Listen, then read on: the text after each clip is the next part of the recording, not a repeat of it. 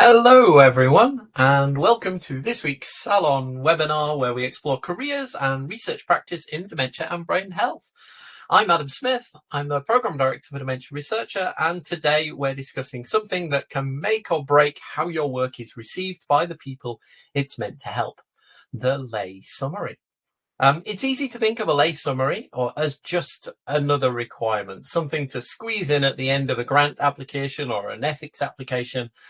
But done right, it's a powerful tool for building understanding and trust and engagement with people who matter: carers, funders, people living with dementia, reviewers, and the wider public. And today we're joined by not just two wonderful researchers, as we usually have, but we also have a co-host and carer himself, Andrew Cornwall. So our researchers today both put, and Andrew as well, of course, puts communication at the core of their work. We have Nadine Mirza, who's an MRC-funded PhD researcher at the University of Manchester. Although I'm sure, Nadine, I've just seen on social media, when I say PhD researcher, did I see that you just finished your thesis? Yes, it's finally submitted. It's finally in. It's still pending Viva, but I'm considering it done. Congratulations. Well, soon to be Dr. Nadine Mirza, whose work focuses on dementia diagnosis in British ethnic minority communities. And we also have Russell Chander, science PhD candidate at University of New South Wales in Sydney. It's 9 o'clock in Sydney in the evening right now, and he is researching aging and social cognition, and someone with a real passion for lived experience and involvement in research as well. Hi, Russell. Thank you so much. Your second time. Is it your second time or third time in the salon? Second. There will be a third, apparently. So yeah. There is soon as well, I think, in a couple of weeks' time. And also, last but not least, the wonderful Andrew Cornwall, who many of you will know because he is a carer, a lay expert, long-time supporter of dementia research. And Andrew wears many, many hats, including as a trustee of Alzheimer Society, co-applicant on the Brains for Dementia Research project, the NIHR public panel member, and he's also kindly co-hosting and sharing his expertise with me today, offering his reflections throughout this salon session. But before we get to our speakers, Andrew, I'd love you to invite you to say a few words to help frame today's discussion. Oh, thank you, Adam. Yes, a subject close to my heart, lay summaries. I'm not a typical lay reviewer, though, I have to admit. So I've been doing this now for just over 20 years, but I can remember very clearly my early days. The lay summary is very often the first bit of a research that the audience is exposed to. So it needs to be clear, it needs to be relevant to them, and hopefully it will answer the questions that they have. And we'll be talking, and I'll be mentioning what I think of as the key points that should be in a lay summary later on.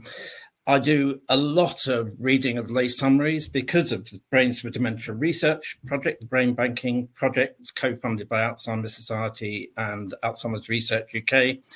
Every application for brain material and or data has to have a lay summary with it. So I don't just do one or two grant funding rounds per year for Alzheimer's Society. I do the BDR work, and I work with lots of other funders. So I also trained as a journalist. It seems a lifetime ago, but yeah, the written word is very important to me. Back to you, Adam. It certainly is. Thank you, Andrew. That's really great. So without further ado, I believe Nadine is going to speak first. So Nadine, over to you if you'd like to share your screen, and we'd love to hear your advice on this topic. Just going to start sharing the screen now. So 1 second.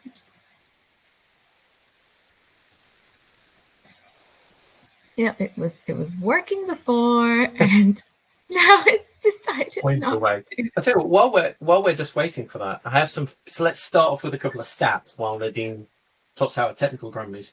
The UK Research Councils define a lay summary as one that can be understood by a member of the public with no specialist knowledge.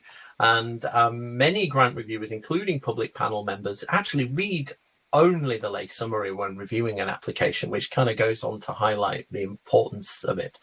And if this webinar today isn't enough, you can get advice from the NIHR, the MRC, Alzheimer Society, all provide clear guidance now on co-production of lay materials, which you can access. Is this going to work? Yes, I think it's working now. Can everyone see it all right? We can. Perfect. Over to you, Nadine. All right, so yeah, I'm just going to go over some quick basics on writing a lay summary, and some of it will reflect what Andrew's just said about it being, it has to be relevant, it has to matter to people. So I'll quickly go over, the reason, why are you even writing this lay summary? Who are you writing for? Who's your audience? And then the structure, which is not the typical academic structure that we're used to, and then, the content. What knowledge do we want to include, what not to include, and the style. So lay summaries, which are going to be usually under 500 words, sometimes under 300 words, are there to either summarize research you want to undertake or summarize research you have undertaken. So you might, as Andrew mentioned, you might be putting it in grant applications that's going to be reviewed by researchers, not necessarily from your area of expertise, or experts by experience, expert researchers. It might be there to inform policies. You're going to have policymakers and government officials reading it, or you might just be trying to inform and entertain the general public. And I'm going to be talking mostly today about writing a lay summary for that general public, so people who aren't at all experts in your area of research and how you need to consider them. So it looks kind of mean, but the way that I've been taught when writing for the general public is to think about our audience as potentially being self-involved, limited attention spans with busy lives. Now, when we say self-involved, they're not selfish. It's the sense that all of us, when we read about research, when we read about science, we do end up thinking, how does this relate to us? How might it impact us? Why should it matter to us? So we always need to keep this in mind when writing a lay summary. You need to persuade your reader as to why they should care about this research. And we live in a world now more than ever where our attention spans, we're competing with many other sources of knowledge, many other sources of information, not all of it very reliable and valid. So we need to be able to present our lay summary as succinct and, quick to present the most important information from the get-go. And this kind of interacts with people have busy lives, so just get to the point in your lay summary. And we need to work with a base scientific knowledge. So not everyone is going to have the same level of knowledge. And I've read a lot of research on what the average scientific knowledge would be of people in the UK. And it's way more than the global majority, but we should assume when writing lay summaries, for the general public anyway, to assume a scientific knowledge of up to what a 13-year-old might have. And this is not to say that we're dumbing down. I don't think of it like that. I've heard a saying that you should always underestimate people's knowledge. Don't overestimate people's knowledge, but don't underestimate their ability to understand. We all started off with the same level or lack of knowledge. It's how we later learned to understand it. So it's our job to provide people with the knowledge. They all have the capability of understanding it. Now, I think a big mistake that people make with lay summaries when they're starting out is they try and take the research they plan to do or the research they have, and they just say, what we'll do is we'll take all the jargon out, but we'll keep it exactly as is, and we'll just translate it from an academic language to a language for lay people. But I say before you even target the content, you need to think about the structure. So it's not going to be like a typical academic paper where we're writing intro, methods, results, etc. When you're writing the structure before you've done the research, so that might be going into a grant application or an ethics application, That is a bit more similar to the academic style, but we would rephrase it more on who, what, when, where, why questions. So what's being studied? Why is it important? How are we going to do it, with whom and where, and what could findings impact and how will it benefit people? And we really want to emphasize the importance of what's going to happen and how it could change people's lives. So that's trying to persuade people to fund your research or approve it. When we talk about a layout summary where the research has been conducted, so maybe you've done the research now, you may even have a paper, but now you need to write a summary where you just want to tell the public what you did. Flip your structure. Don't start with what was there before and what was the theory behind it and the background. That's not what's important. You want to present what is the most important thing, which was your findings, your conclusion. Don't waste the reader's time. Tell them from the get-go what you found. Then talk about how it was done. And then you can go into the nitty-gritty of any additional findings. You want your most important findings first, and then any additional stuff you can present later. And in the end, you can put, why does this matter? So that way, your reader, honestly, even if they don't make it to the end of your summary, you've told them the most important thing right in the beginning. So we call this the flipped triangle structure. And then just quickly going over the content. So first, when it comes to the knowledge level in your content, you want to think about frame of reference. You want to constantly be thinking about what your reader is going to see. You want to, like I said before, think about what the audience is going to care about. But you also want to think about the knowledge that you had to do this research, or the knowledge that you're trying to present to the audience. Where did you initially acquire this knowledge? And would your reader have access to that same source? And that's a really good way to figure out if you're being maybe a bit too technical, or you feel, no, I trust my reader, they will understand this. So think about where they would have acquired the knowledge that you have. And if you don't think they have access to it, you need to bring it to a more accessible level.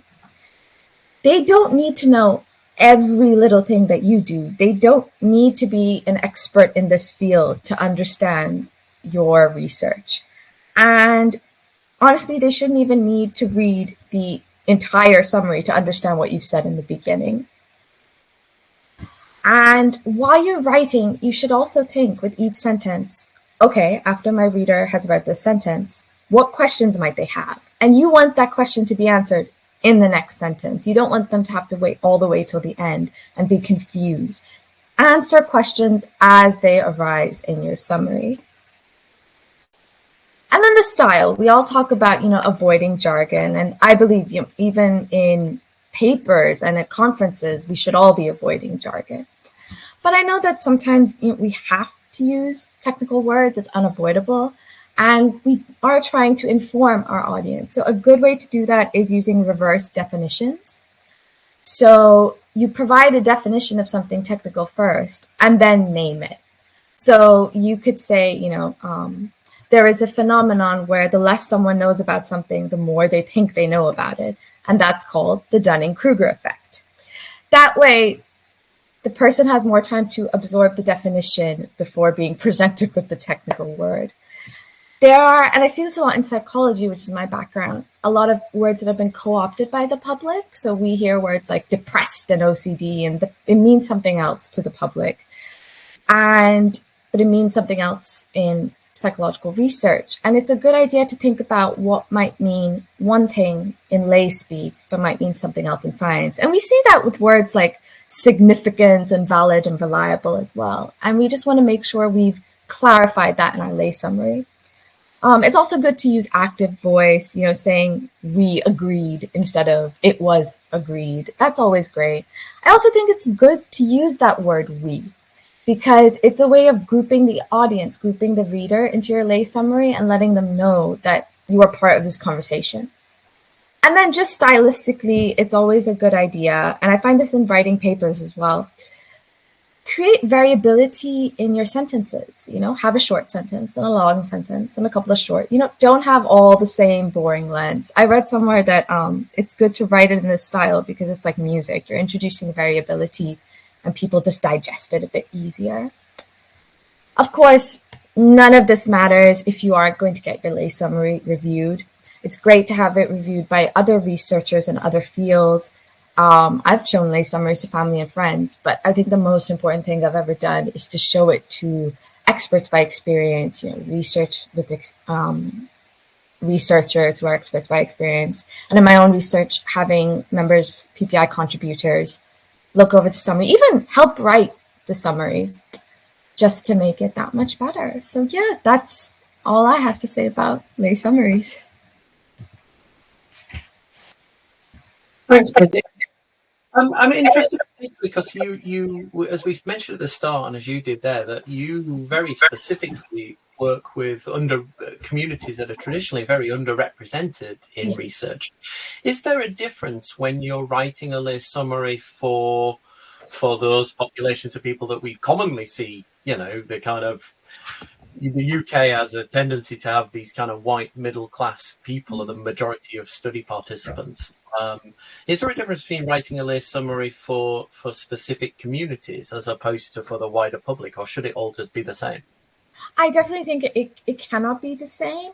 So my research was around British Pakistani diagnosis. This was my PhD research.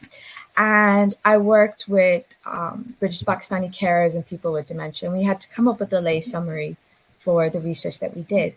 And a big part of that was, one, acknowledging a very limited literacy rate. So one, we wanted to create a lay summary that could also have a really good audio version that's going to be easy to listen to. So you have to factor that in.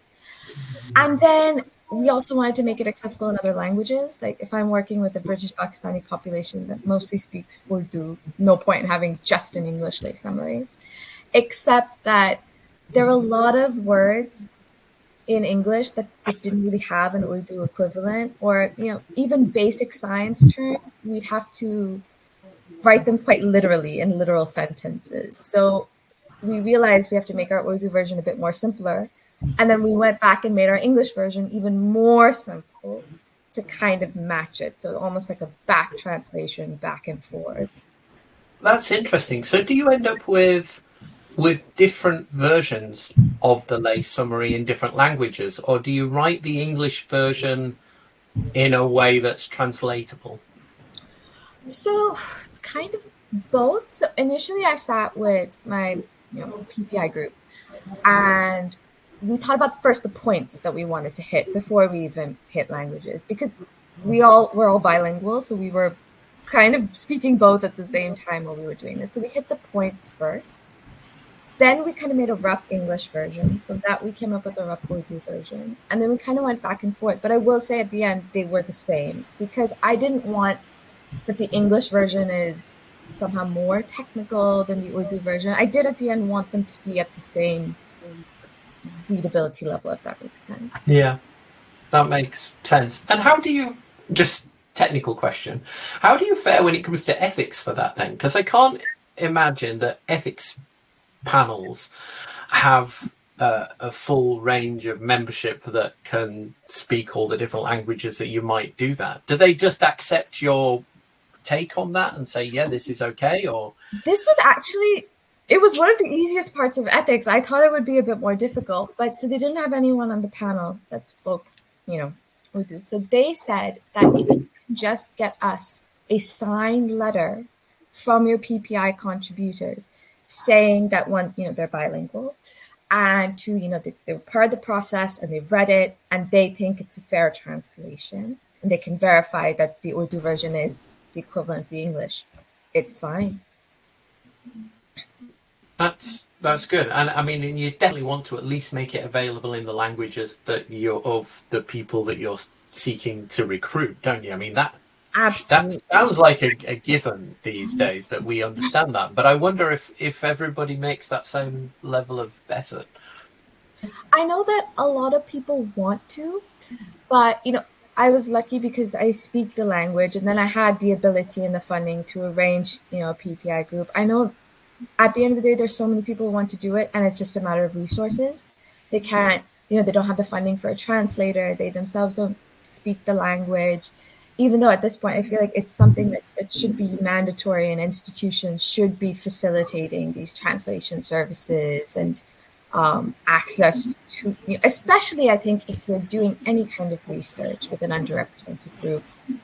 It's, right now we're at the point where like PPI, it's encouraged, but I think it really should be mandatory. Absolutely. I mean, without a doubt. And suddenly you've got me thinking, maybe that's something we should offer in our community service. Is that if you need something translating for a lay summary or for PPI purposes, do reach out to the community. We're almost at 1,000 members, which I think we'll hit this week, and I'm sure there must be somebody that speaks the language that you're looking for in amongst our community members. Thank you very much, Nadine. We will come back to you. Unless, Andrew, did you have anything you want to reflect on from Nadine's before we hear from Russell? I totally agree with reverse definitions. I thought your explanation was really good. And one thing I hadn't thought of in preparing for this session was co-opted words, and absolutely right. I think it's very easy for lay people to run away with a different understanding when you're using the same words. So yeah, no, absolutely brilliant. Thanks, Nadine. So Russell, we'll come to you next. Right. Thank you. Thank you. Find my... And while Russell's just sharing his slides, just a reminder that we strongly encourage anybody during this session who has any experiences of themselves, any top tips on creating a lay summary, please do share those in the chat. Or if you'd like to join us on screen and reflect and share your own experiences, do drop a message in the chat, and we can do that when we get to the Q&A at the end, and do post your questions as well, and we'll get to those after we've heard from Russell. Thanks, Russell. Thanks, Adam. Hello, everyone. My name is Russell. I am a postdoc researcher from the Centre of Healthy Brain Aging in Sydney, Australia. Thank you, Adam, for the kind introductions, and also for the reminder that I really need to update my online profiles to say that I got my PhD 2 years ago. But yeah, I'll get on that. Yes, I am coming to you from Australia right now. Yeah, sorry, I'm not giving you the credit for that. That's my bad, actually. Yeah. All right. I am coming to you from Australia, where it's 9:24 p.m. right now. And since I'm coming to you from Australia, I would first like to start off by acknowledging the traditional custodians of the land from which I'm speaking to you from, which is the Wongal clan of the Eora Nation. And I also like to pay my respect to the elders, past and present. So, in terms of lay summaries, I'd like to talk about change tags a little bit and talk about a very specific type of lay summary, a lay summary for not so lay people, if I will say so, which is what I'll refer to as a national interest test statement. I'll explain what that is, and then we'll see how that's relevant to everyone here. Yeah. So the national interest test statement is what the Australian Research Council calls it, and what is basically part of the grant writing process, where they ask for a simple, cohesive statement that demonstrates to the member of the general public how the proposed research can be of value to Australia. So this essentially is a statement that is included as part of a grant proposal that justifies your work to taxpayers, policymakers, grant awarders in relative lay people language. And it's as I'm describing this, you might think to yourself that, okay, it's similar to something that you might have in your jurisdictions and your grant bodies. Indeed, this is a sort of thing that is either recommended or required for certain types of grants, especially if they're offered at a federal or national level. It might be called something different where you are, but the general gist is the same, right? It's a lay summary for not exactly the everyday people. They have a non-specified understanding of our research, but they're not your mom and pop everyday pedestrian across the street kind of people that you would meet. And even if the grant that you're going for doesn't have a requirement for this sort of this specific statement, I will still argue that some of the things that we will talk about here, the tips and tricks, if you will, are still relevant in crafting your message and your grant proposal as you write your introductions, your abstracts, and whatnot, right? And even throughout the whole process. I can show you an example of what a national interest test statement looks like. One good thing the ARC does is that they provide a list of all the national interest test statements from successful applications from previous years, and this is the a project description by Dr. Sarah Granger for her DECRA project from 3 years ago that she got, and she's also one of the postdocs that helped me out during my PhD. So her project looks at social cognition and how you measure it in an ecologically valid way to index how people and their empathy changes with age. So this is not the statement. This is just a general overview of a study. This is what a national interest test statement might look like. The bold is added by me, but for emphasis. And you can see that we don't have to go through this whole thing, but we can see like the things that are bolded are things that we'll be talking about in a bit as to what makes this a really impactful and successful NIT. Talking about things like, proportions, the impact it has on the research will have on society and people, short-term, long-term benefits, that kind of stuff, right? And we'll talk more about that. But this, just to illustrate, is what an NIT would look like. So we'll go through a couple themes of how to write an NIT. And I think the themes will also apply to writing lay summaries in general as well, even if it is just for like a lay audience, a true lay audience.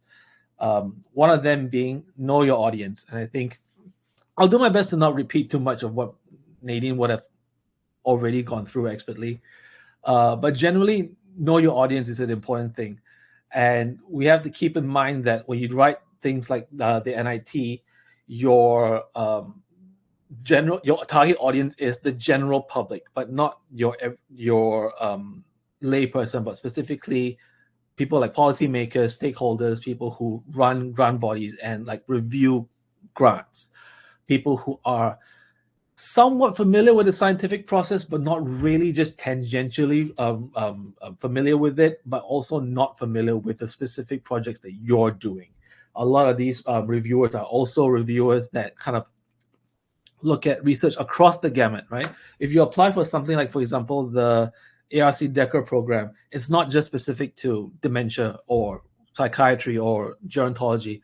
You get applicants from like engineering, chemistry, law, art, history, all sorts of stuff. So they read across a very wide variety of topics, and they're generally familiar with how research and grants generally go, but not specific to our studies. And we also have to understand what the reader's goal is in reading the piece, what we're writing. Most lay people, I would argue, they're reading it to seek knowledge for themselves. So like the self-involved, but more like self-focused, looking for how to improve their own lives and how to prevent dementia and that kind of stuff.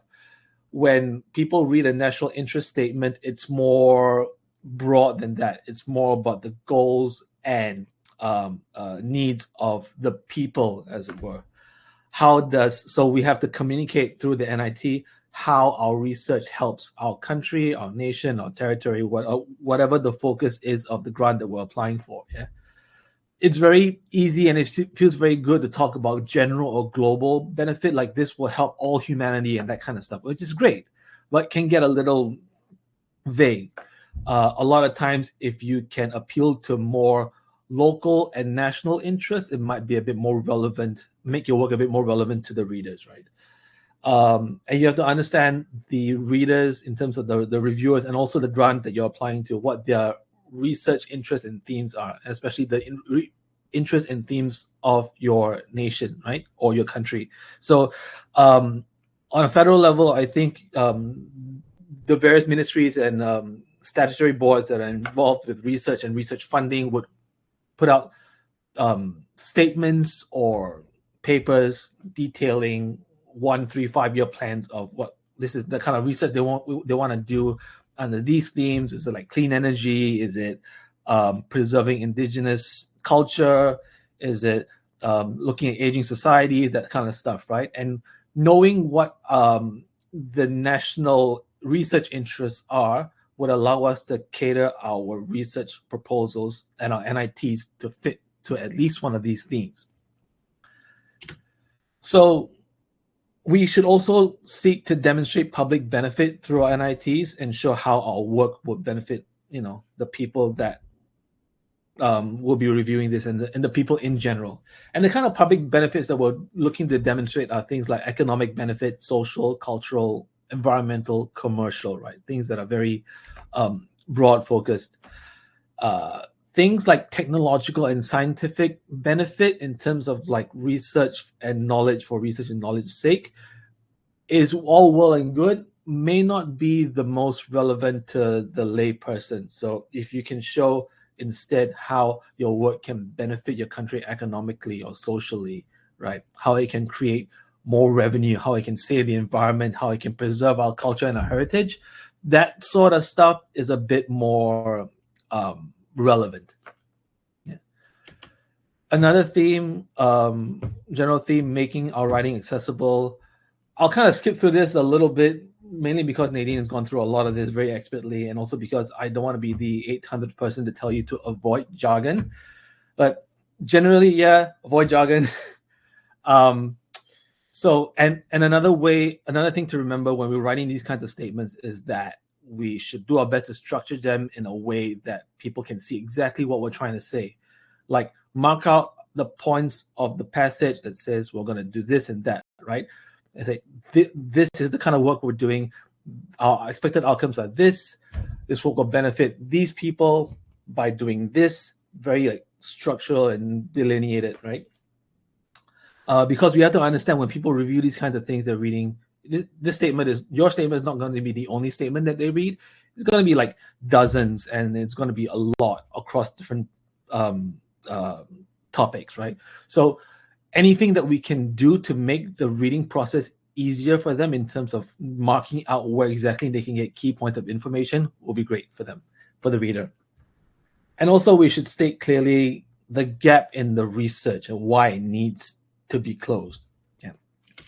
So, and that kind of feeds into the other theme of relating your topic to the audience. Well, we talked about the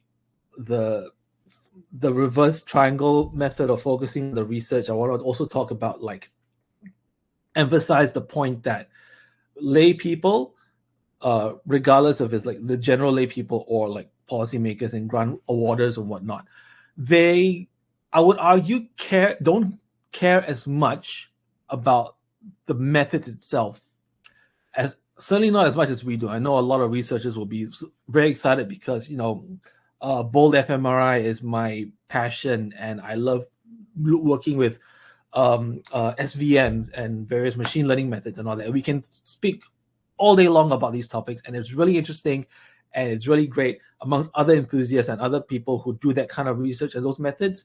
To the layperson, it's going to go over most of their heads.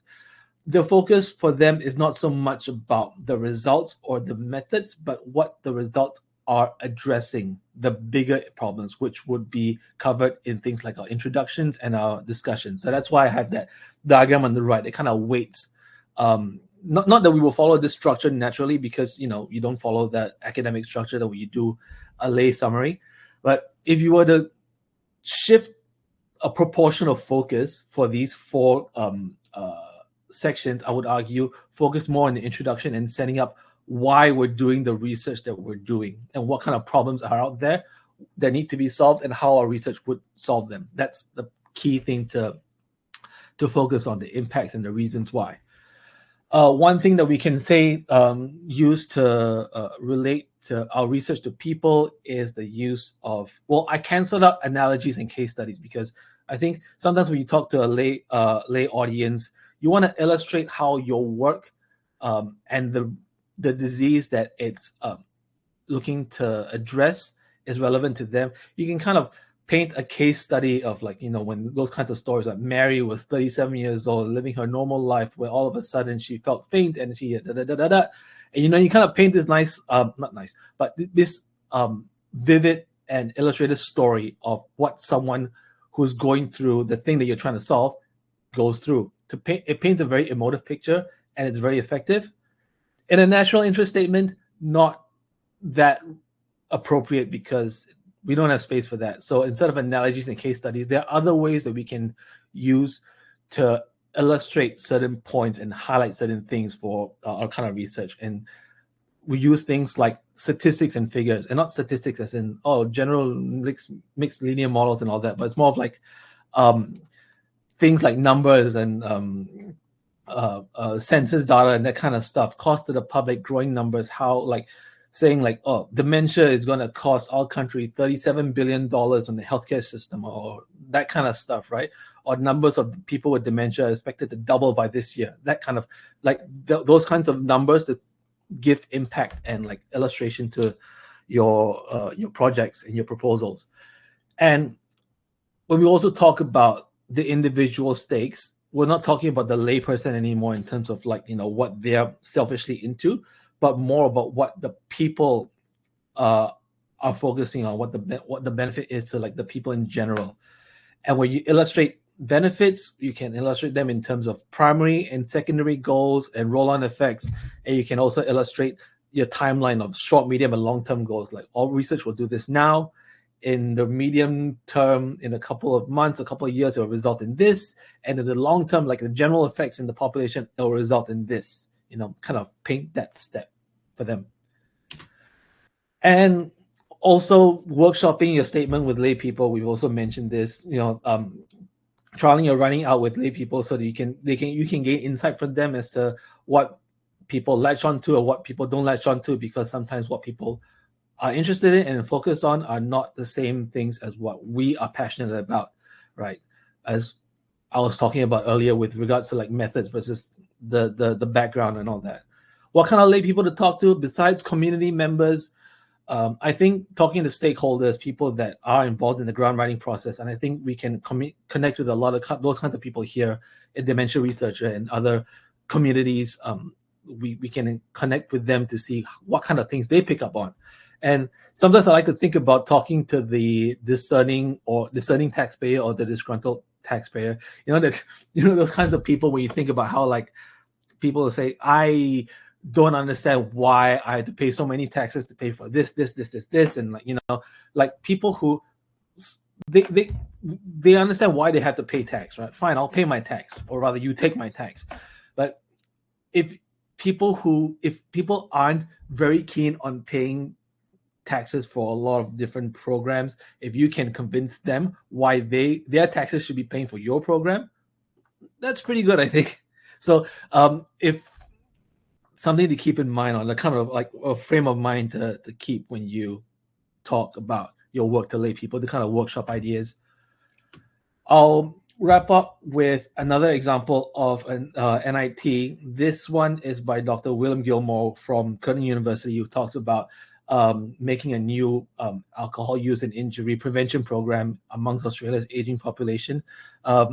And this is the national interest statement that I got online. Also, thanks to Dr. William for granting me permission to use this 3 hours before this talk. So you can see the statements. It's long, but the things that I have in bold, right? Concerning a persistent upward trend in alcohol consumption and alcohol-related harm, highlighting the impact and the issue that the community is having, which is what the research is trying to address, right? Educate communities, governments, advocates, health practitioners, and policymakers, emphasizing who this message is for and who it would help. Delineating what you're talking about. We'll talk about outcomes here. We're talking about what we're going to establish here, right? Using statistics like address alcohol's $184 million daily social and economic burden in Australia, right? These numbers really paint a grave and important picture as to why this is a problem that needs to be addressed. And then again, emphasizing we're going to be working with these people, and these people and doing this first and then going on to this, so all in all, painting a picture that tells the lay person, the grant reader, why this research is important, how this research is going to plug the holes in the literature and the problems that we need to solve and why they need to be solved, and what kind of short-term, long-term effects they're going to have down the road. So this is how an NIT is framed. Yeah. And I think, just to summarize, writing NITs similar to writing any lay general summary. Relate to your audience, recognize their goals and address them, and use accessible language. Real quick, acknowledging my colleagues at the Center for Healthy Brain Aging and also Dr. Willem Gilmore and Dr. Sarah Granger for letting me use their examples for this talk. And that's all I had to say. Thank you. Thank you, Russell. Some really good. Thank you so much for bringing in those, kind of going to the trouble of bringing those examples in as well. I'm interested to know at what point. So we're obviously patient public patient participation in this kind of exercise is clearly important. At what point do you bring that, or in your experience, when is the best time to bring this in? Because I can totally see how you'd have a first stab at this yourself and then share around for input. When have you done that with your own research? Because you've got some pretty complex ideas in there, the social cognition and things. I imagine it's quite hard to talk about in plain language. Yeah, it's that's part of the reason why. Well, okay, I'll tell you this story because I was talking about my work at a pre-conference workshop a couple years ago in Melbourne about media communications and how to write press releases and all that kind of stuff. And I think that was the point in time when I was still kind of workshopping how to pitch my work to other people. So I was a year or two into my research. I just confirmed I was really into it. I said the light in my eyes. I was really talking about. People were asking me about so what's your research about? Let's workshop this, right? So I'll go on and on about how this is working at social cognition and how empathy works in older adults, and I was talking about the difference between cognitive empathy and affective empathy, how people can pick up cues from the environment, that kind of stuff, right? Stuff that I thought was very interesting, and I kind of saw everyone's reaction was the very general, usual reaction I've got of right? And then I sort of went on, and then I kind of wrapped it up with and then because this is related to neurocognitive disorders, we're thinking about how we can use social cognitive deficits as a way to look for early signs and early detection of things like Alzheimer's and dementia. And then the moment I said the magic word, the D word, everyone's like, what? Dementia? And then they kind of latched on right there, right? So, and then they started asking me about dementia prevention and detection and that kind of thing. And I was talking about that, kind of meandered away from my topic. And then eventually I kind of brought it back to and then that's why we need to do this for early detection. So I would say that in terms of workshopping the statements and my ideas, you would have to start from your own, at least have some sort of a statement on your own to start with, and then kind of trial it out on people, and then they can kind of advise you on what people latch onto and what people don't really care about, and then you can sort of weigh it accordingly. Yeah, it has to start from you because stuff from the knowledge base, but stories and anecdotes, particularly your kind of research, I think helps. Particularly if the people you're trying to recruit, because we're talking about all different kinds of people from society, across society, those that might have, college education, or those that, left school at a much earlier time. And some of those concepts can be hard to grasp, even for me, as well as, who thinks about these things. So I can understand that. What about you, Nadine? Do you start with your own version, or do you have a conversation and then, how do you go? What's your process? I have previously always started early in the beginning, just myself. I think it was just the nature of being a PhD student and all of that. But I did try to get people involved pretty early in, like right even before we'd applied for ethics, warming on the ethics application. Looking back, and in future, what I hope to do is get people right in the beginning, conceptualizing that research proposal and all that stuff. But yes, I've gotten them involved pretty early on. Yeah. So, Andrew, I'm going to bring you in here because, of course, not everybody necessarily has first-hand access to somebody with, at that stage to review, although you would hope that they do. As somebody who reads a lot of lay summaries, what really makes you stop and want to know more about a particular research? Because, of course, a summary might be after the research is done, not just necessarily at the point when you start recruiting.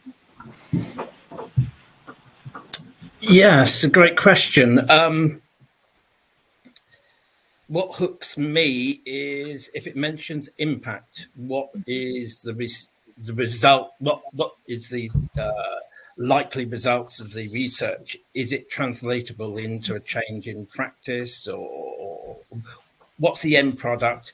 How's that going to affect me, somebody affected by dementia, as a lifelong carer? How's it going to affect someone living with dementia? So, it needs some sort of hook. It needs to be relatable in some way to my experience as somebody on what seems to be a perpetual, lifelong journey with dementia as a carer. So, and in that scenario, is it okay for a study to simply be generating knowledge that adds to an existing kind of body of what we already know, or are you increasingly looking for, practical impact? Funding's tight these days, right? I mean, funding is tight, and as a trustee now with Alzheimer Society, I'm coming to the end of my term.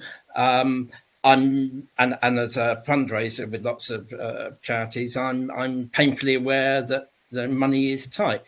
So if somebody's coming along and wants to do more lab experiments and look at tau in some other way, they need to sell it even harder to me. We've spent a lot of money in some areas. So if people want to spend more money in those areas, then yeah, they definitely need to explain why. But that's the same as any lay summary. I want people to explain it, but also set it into the wider scene.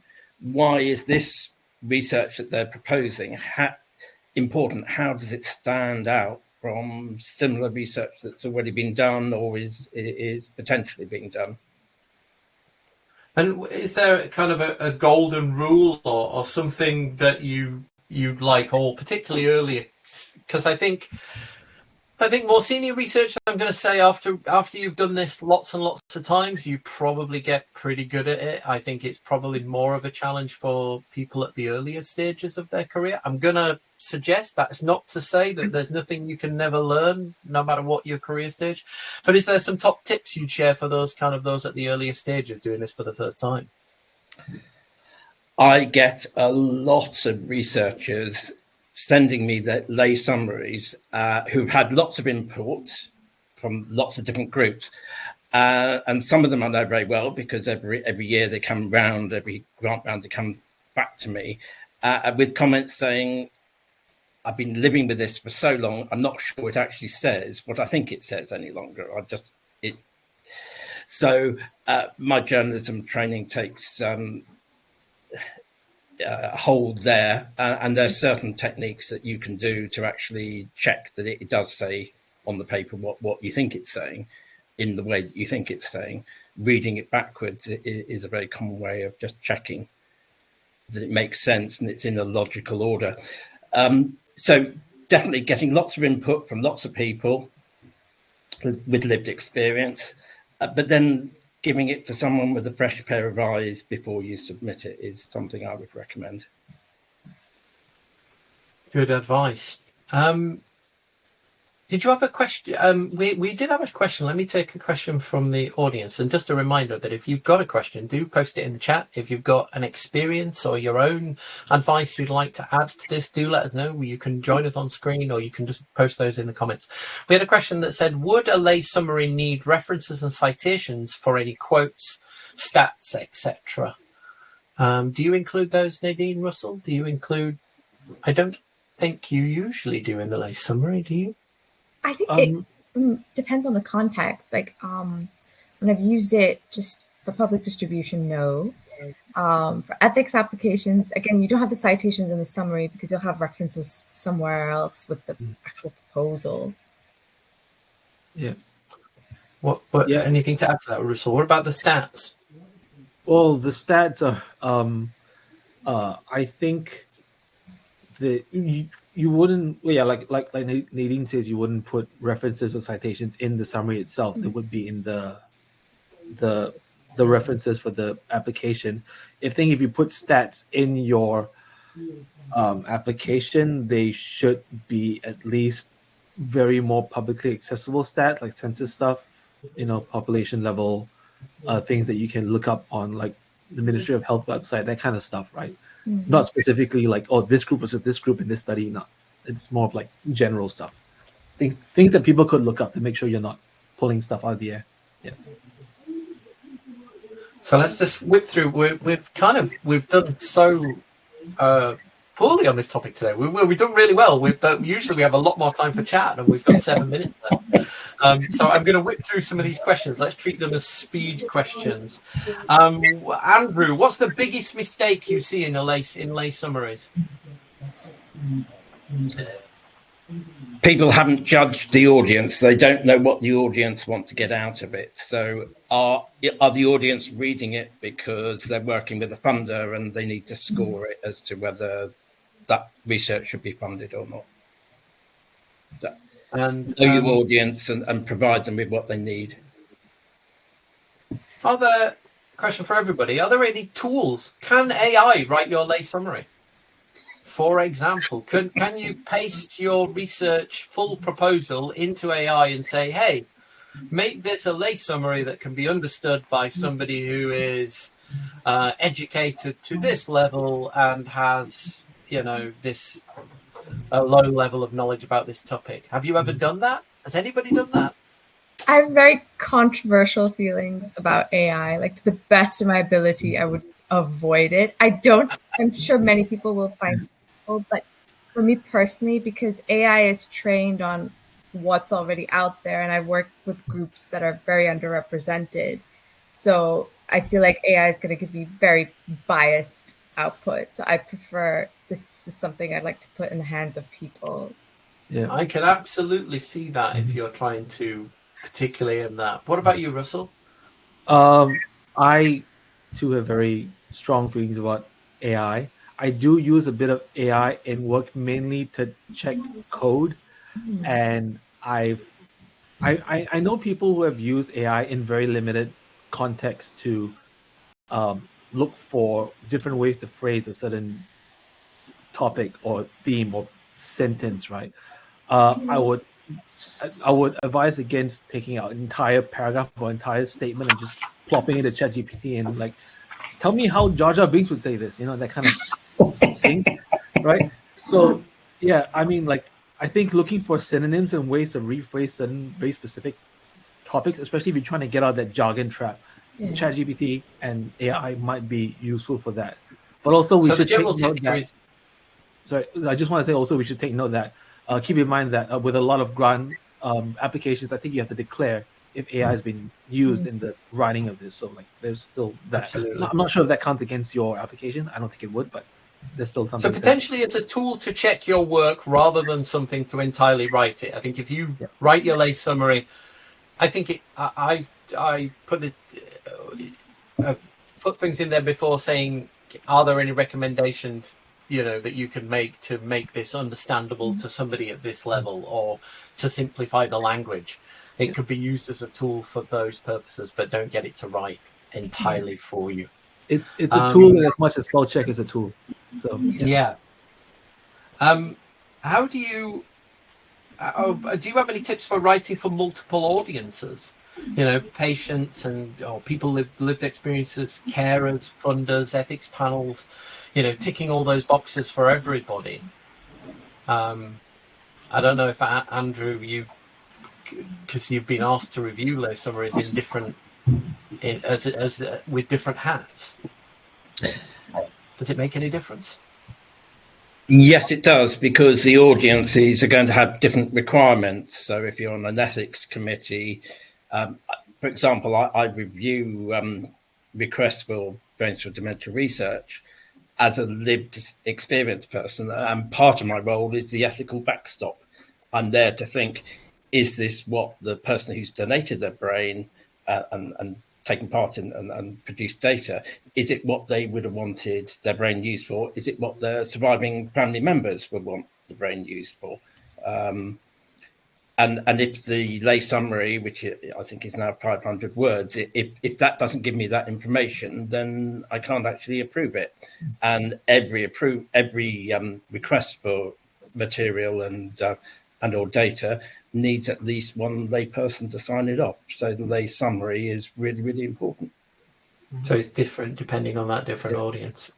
Andrew, did you have any questions for? Because we're rapidly running out of time. I wondered if you had any questions for Andrew or Nadine, or Andrew, Nadine or Russell, or any final points you wanted to make yourself before I move on to my final top tips. No, not particularly. I think you've covered the main one that I had, which is working with diverse and underserved communities. And I'm definitely going to go and have a look at and see what I can find out about Nadine's work after this. I'm also actually, something that stuck with me is Russell's comment about making sure your online presence is up to date, because clearly mine isn't. My mother actually passed away last September, so I'm no longer looking after her. Yeah, that's all I have really. Well, we usually wrap up on these weekly webinars with an AI tool. So we've taken an instance of an AI tool and trained it entirely just on content that appears on the Dementia Researcher website. So Dementia Researcher now has 3,000 posts, which includes all the transcripts from every one of the podcasts we've ever made, all the text from over 500 blogs and the audios, all the online tools, policies, content, everything we've ever published on our website has gone into training an AI tool that didn't learn from the internet. It just learned from the content on our website. And lay summaries has come up countless times, as you would imagine, over the years. And so here are the top 10 tips for writing an effective lay summary from our tool. And let's see if Nadine, Russell and Andrew all picked up on them. I think you've done quite well. So top tip number 1 was start with the why. Explain the purpose before the process. I think you definitely said that. Number 2, use everyday language. Avoid technical terms and unless you define those technical terms very clearly. Number 3, be specific, not vague. Say what you'll do and who it affects. That comes back to me. I always remember when we worked on joint dementia research in talking about, and we've talked about this in study recruitment as well, that there's nothing more there's nothing better than a kind of 3-minute film saying, this is who I am, this is why I'm doing this research, these are the people we need, these are the people we don't need, and this is what you'll have to do, and what you'll gain from it. And those 3-minute films can be better than a whole 5-page document explaining it. So there you go. Be specific, not vague. Number 4, keep it short. Around 200 to 300 words is ideal unless guidance says otherwise. Number 5, avoid acronyms and abbreviations. There are so many acronyms in our space. I mean, not everybody will know what the NIA is or the NIHR is or what MCI means, for example. Do explain those acronyms. They confuse people and they interrupt flow. Number 6, describe impact. Andrew picked up on this one. How will the findings help people with living with dementia? Good point. Use active voice. It's clearer and more engaging rather than passive voicing. Ask a lay reviewer to read it. Their feedback is gold. We all agree on that. Number 9, avoid a patronizing tone. Aim for respectful clarity, not oversimplification. And number 10, keep refining. It's not a one draft job. Good summaries are crafted over multiple times and over a period of time. I think you touched on all of those points there. If you're watching this at home and you need somebody to help review a lay summary, by all means, post in the chat. We've got 1,000 members now who can help. If you need advice on translation, on language, on getting review, if you'd just like another pair of eyes to look over your lay summary before you put it into action or send it to anybody, reach out to the research chat in our community space and you'll always find somebody there willing to help take some time out of their day to take a look at these things. That's all we've got time for today.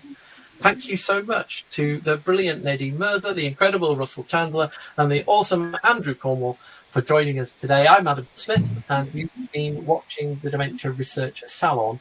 Please do join us again next week on Wednesday, where we will be back to talk about the role of nutrition in dementia. And that's going to be at 8 p.m. in the evening. So the role of nutrition next week. Have a great week. Take care. Bye. Bye, everyone. Bye.